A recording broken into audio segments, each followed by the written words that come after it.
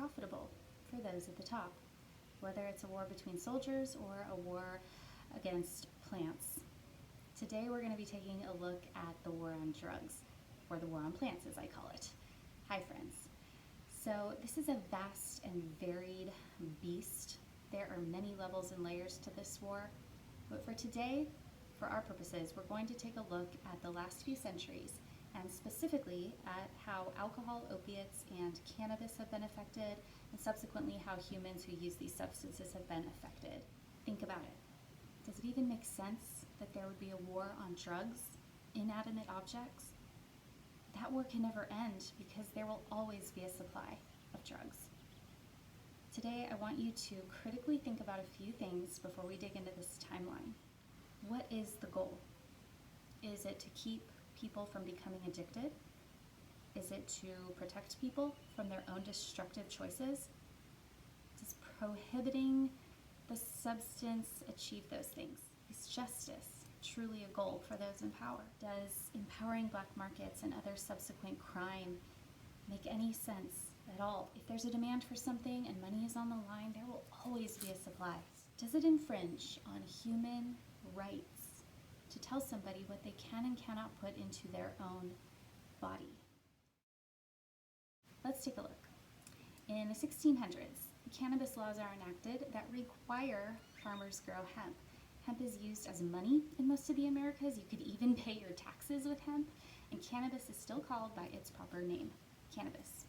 In the 1700s, Benjamin Franklin started one of America's first paper mills with hemp. George Washington grew hemp, and Thomas Jefferson wrote the Declaration of Independence on hemp paper. You could be jailed for not growing cannabis during several periods of shortage in these days. In the 1800s, alcohol, opium, and cannabis were the three most used medicines. Jefferson and Washington speak of hemp. Some of my finest hours have been spent on my back veranda smoking hemp and observing as far as my eye can see, Thomas Jefferson said. I am very glad to hear that the gardener has saved so much of the India hemp. It can be sown anywhere, said George Washington. Now, at the same time, morphine, the principal ingredient in opium, was extracted by a German pharmacist. He names it after Morpheus, the classical god of sleep and dreams. Morphine is 10 times more powerful than processed opium, quantity for quantity. Medics used morphine as a battlefield anesthetic during the Civil War. So many became addicted after the war, it became known as the soldier's illness. Violence was associated with alcohol use, and cannabis gained favor. It was even recommended to help alcoholics and addicts recover. In 1802, E.I. DuPont broke ground for the company that bears his name, and hospitals opened rapidly compared to the previous century. Now, in the 1860s, Bayer Pharma is founded in Germany, and Johnson & Johnson is founded in New Jersey. In the late 1800s, mass media Hearst Corp. And Purdue Pharma are founded in New York. In 1898, heroin is first produced by Bayer by combining morphine with chemicals, giving it 3 times the strength. 5 years later, in the US, heroin abuse had risen to alarming levels. In the 1900s, Congress passed the Harrison Narcotics Act, requiring doctors write prescriptions for narcotics like opiates and cocaine, and taxes be paid by importers, manufacturers, and distributors. 10 years later, the Federal Anti-Heroin Act bans the production and sale of heroin in the US. In 1920, alcohol prohibition begins, giving birth to a black market. Since alcohol was one of the most prescribed medicines of the time, after 6 months of prohibition, over 15,000 doctors and 57,000 pharmacists got their license to prescribe medicinal alcohol. In 1927, the first electronic television was invented. Later, we'll be taking a closer look at how this influenced and impacted humanity, our perception of drugs, and the drug war. In 1929, the Great Depression strikes the nation. Soon after, state governments realize they urgently need the tax revenue from alcohol sales. Franklin Roosevelt is elected based in part on his promise to end prohibition. In 1930, the Federal Bureau of Narcotics was created, and Harry J. Anslinger was appointed the Bureau's first commissioner of narcotics by President Hoover. Anslinger was one of the biggest supporters of cannabis prohibition. In 1933, alcohol prohibition ends. Many supporters of prohibition acknowledge its massive failure. Drinking has generally increased, respect for the law has been greatly lessened, and crime has increased to a level never seen before, said John D. Rockefeller Jr. The 1920s and 30s saw an outpouring of new synthetic materials. At the same time, in the 1930s, the word marijuana was invented to portray cannabis as something new and unrecognizable, a drug to be feared. The fear of immigration and job competition during the Great Depression was a perfect opportunity for elites to capitalize on what they had in mind. DuPont of the chemical industry was making plans to invent a synthetic fiber made from coal tar and petroleum-based chemicals that could replace all natural hemp as a common material. So, media mogul William Hearst built the nation's largest newspaper chain and media company, Hearst Communications. DuPont and Hearst had some of the deepest pockets of business and politics. DuPont supplied the chemicals needed for Hearst to process his paper. Hearst repetitively slandered cannabis publicly in order to protect his timber-using chemically processed newspaper industry from the competition, more efficient, sustainable hemp. Harry Anslinger furthered his anti-cannabis cause by taking full advantage of the fear instilled by Hearst and others, perpetuating divisiveness and racism. Anslinger was quoted saying, "Reefer makes darkies think they're as good as white men." In 1931, because of the deception, fake news, and fear-mongering, 29 states outlawed marijuana. In 1935, DuPont creates nylon, the world's first true synthetic fiber and one of the most successful DuPont products. Around this same time, DuPont physicians found a pattern of fatal bladder tumors among the company's dye workers. In 1937, Anslinger persuaded Congress to adopt federal anti-marijuana legislation. The Marijuana Tax Act strictly regulated the cultivation and sale of all cannabis varieties, including hemp. In 1938, magazines such as Popular Mechanics and Mechanical Engineering featured fully operational hemp decorticating devices. The well-respected magazines forecast a bright future for American hemp as it could create millions of new jobs, which would end the Great Depression. Interesting to note, Popular Mechanics was owned by the Windsor family and printed in Chicago until the Hearst Corporation purchased the magazine in 1958.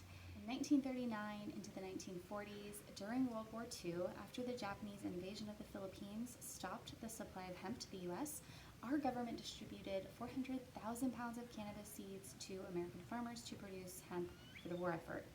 Farmers had to watch USDA film Hemp for Victory, sign they had seen it, and read a hemp cultivation booklet. Farmers that grew hemp were waived from serving in the military along with their sons. In 1942, the Opium Poppy Control Act made it illegal to produce or attempt to produce opium poppy without a license. The law was as clear as mud and controversial to the public and medical professionals.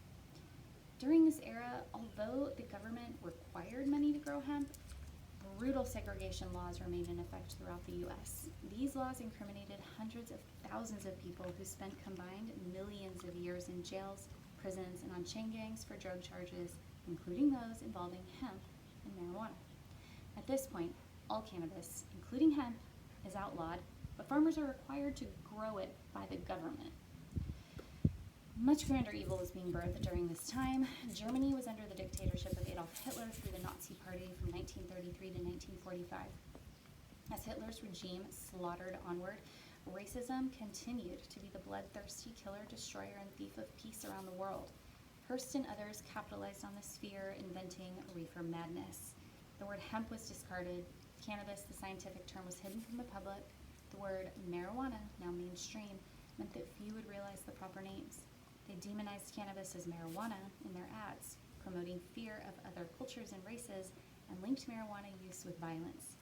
Harry Anslinger went on to perpetuate these lies, including his invention of the 200 Gore files, in a collection which was a collection of quotes from police reports, 198 of which have now been proven were wrongly attributed to marijuana, and the remaining 2 had no record in existence.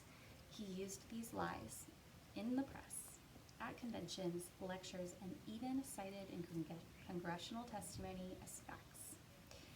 Henry Ford manufactured the body of an automobile from sustainable hemp plastic. Unfortunately, production of synthetic plastics leaped during the war. In 1939, there was 213 million pounds of synthetic plastic. In 1945, 818 million pounds of synthetic plastic. After the war, Americans could consume as much cheap plastic goods as they wanted. New products were marketed often. Now, the invention of synthetic nylon, the introduction of machinery to process natural hemp fibers, and the outlawing of hemp as marijuana all occurred simultaneously. It must have been so confusing to the public at this time, right? I mean, they probably wondered if hemp was bad, if hemp was marijuana. Perhaps it's not that different in today's society.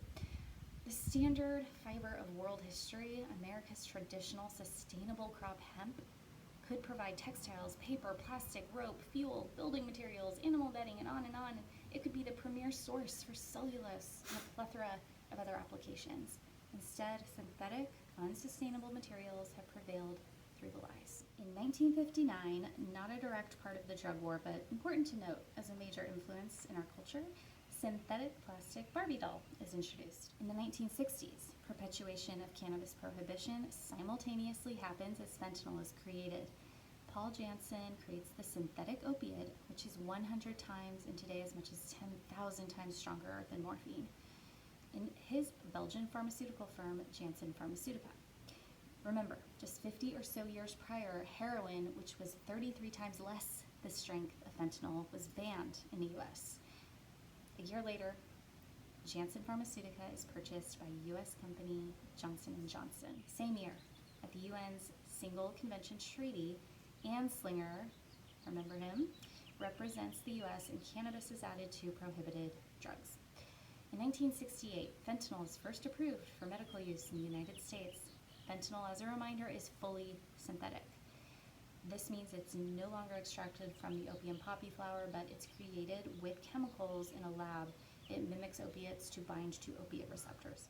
In the late 1960s, America's pharmaceutical market began implementing combination opiate drugs, including Vicodin and Percocet.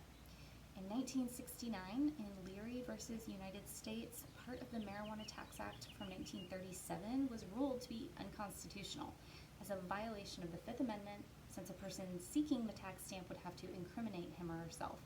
In response, Congress passed the Controlled Substances Act. In 1970, the Controlled Substances Act replaces the Marijuana Tax Act of 1937 and the Opium Poppy Control Act of 1942.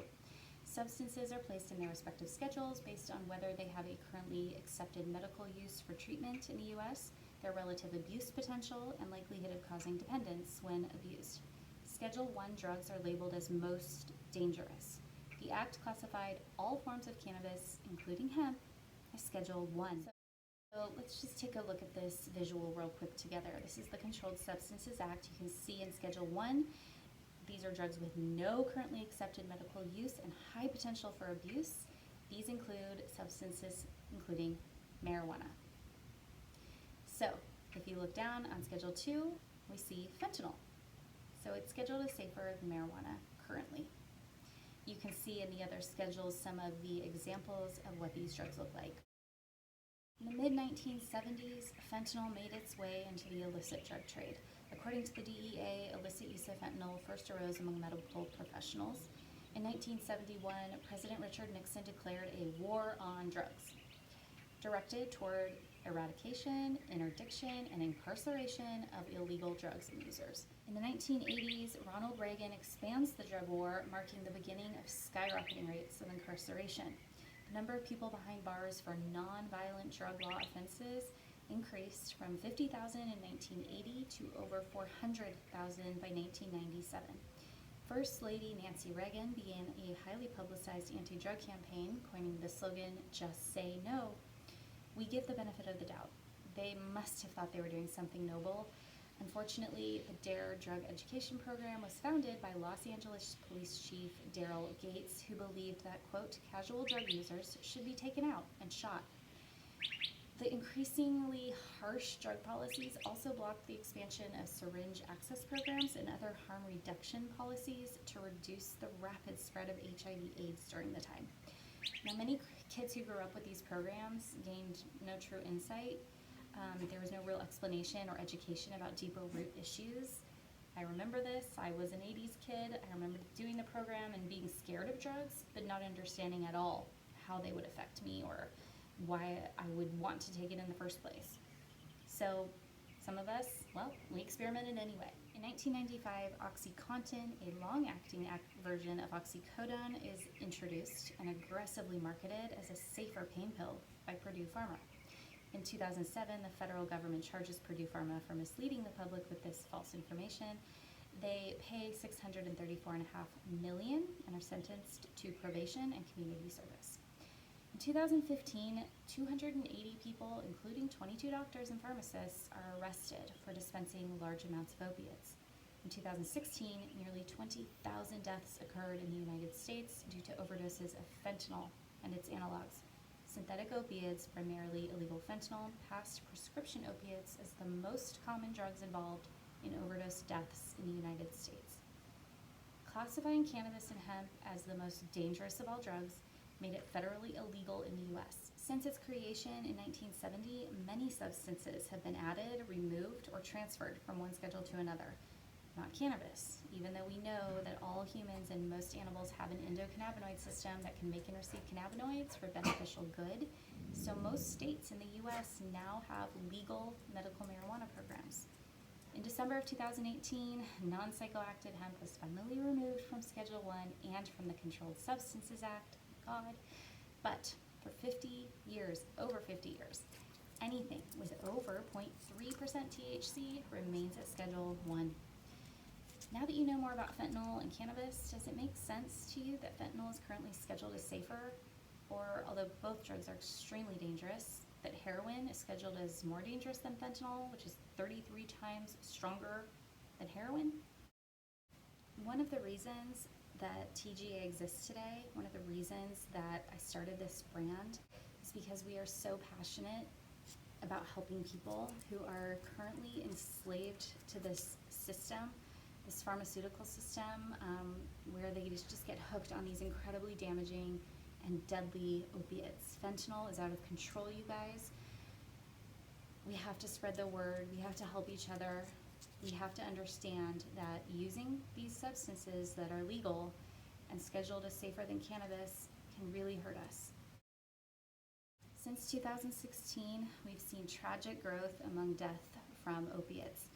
Carfentanil, a fentanyl analog, was being sold on the streets, around 100 times stronger than fentanyl, 10,000 times stronger than morphine. The drug had previously been used as an elephant tranquilizer and had been flagged up as a potential agent of chemical warfare. Around the same time, the CDC published a strict set of guidelines for prescribing opiates for chronic pain management. These guidelines encouraged healthcare professionals to prescribe acetaminophen, ibuprofen, and other over-the-counter painkillers instead of opiates. In 2017, more than 47,000 Americans died that year as a result of an opiate overdose, including prescription opiates, heroin, and illicitly manufactured fentanyl. This is an increase in overdose deaths across age groups, racial and ethnic groups, county urbanization levels, and in multiple states. President Trump issued a national public health emergency to combat the crisis. The damage was done. In 2018, as defined by the Farm Bill signed into law by President Trump, non-psychoactive hemp was finally removed from the CSA and separated from marijuana. In 2019, nearly 72,000 Americans died from drug overdoses. This is an increase of 5% from 2018. This is higher than yearly death totals ever recorded for car accidents, guns, or AIDS.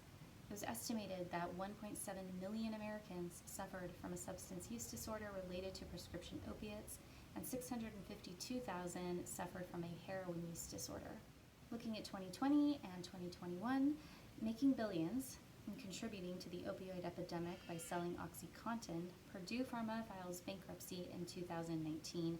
A 2020 settlement of $8 billion allows owners of Purdue Pharma to keep most of their private fortunes.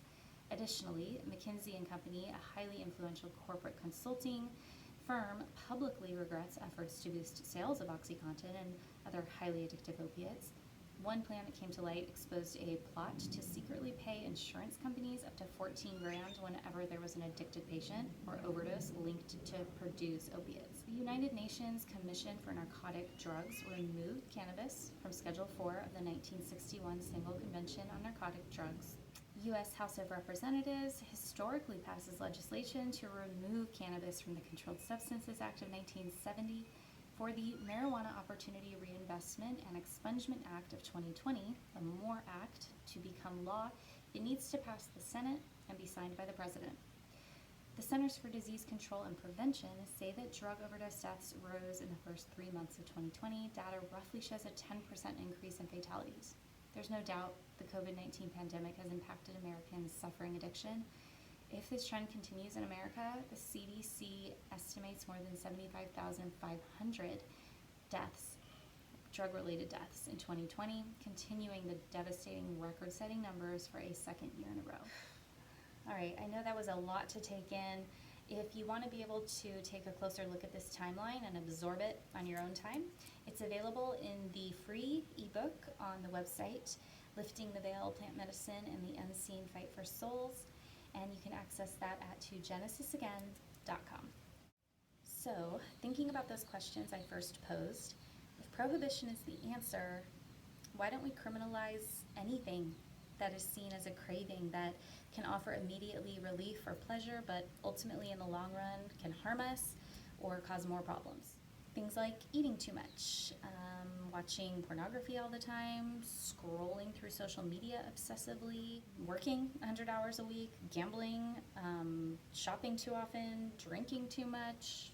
Oh wait, we did prohibit alcohol once. How did that go? If you're like me, it's very clear. Prohibition is not the answer. We need to stop being so damn shallow. Pardon my French. But we need to look closer at individual humans and things that are common to many of us that drive these addictions. We need to understand what's at the root, to know what's going on, to know how to truly help people. As for the war on plants, we know that governments, institutions, corporations run the show. Great illusionists at times. But the greater puppeteer behind them all has a mission for destruction and death. There is a war that cannot be seen, but good will triumph over evil, darkness will be exposed. Don't lose hope. Thank you so much for joining me today. I hope you gained some value in this video. I want to remind you, you are loved, you are known, and you are never alone. Don't worry, good wins.